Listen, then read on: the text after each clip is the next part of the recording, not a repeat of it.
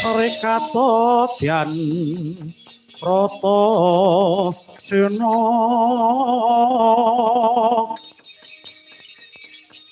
Ampopolang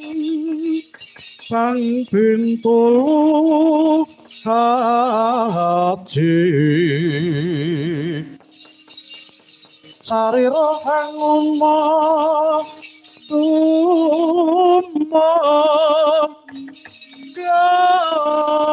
Gadek Wok Simbar Toto Yen ngandika gereng-gereng Pindha kuntur kadang pananggak Pandhawa mawa sindung yen maris Bratasena bidhal mring Wonomarta telung jangkah wis dumugi tepis wiringing alas mertani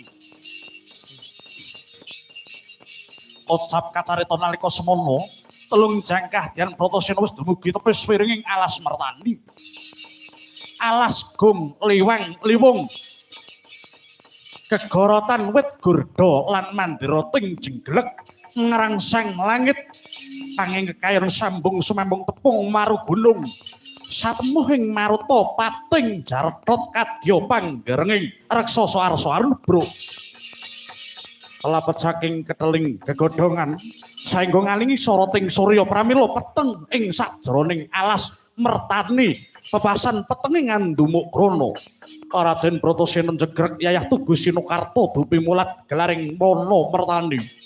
nanging ideping tekad sang abagus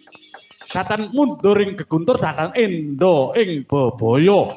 wis nyawi jestining manah Dian Bratasena nedya mbapat Wonomarta pramila sigra matekaji Bandung Bandawasa ungkal bebener blapak pengantol-antol tinaliru suwargi ingkang paman satriya ing mandira jajar nenggih Raden Gandamana melintir gumbala seblak sampur tanjak orangka suku kiwa mancat bumi suku tengen den balangake jumangkah sang sena manjing jroning alas mertani medhali kekayon ndonggeli srila sulanganti bubrah langkah candane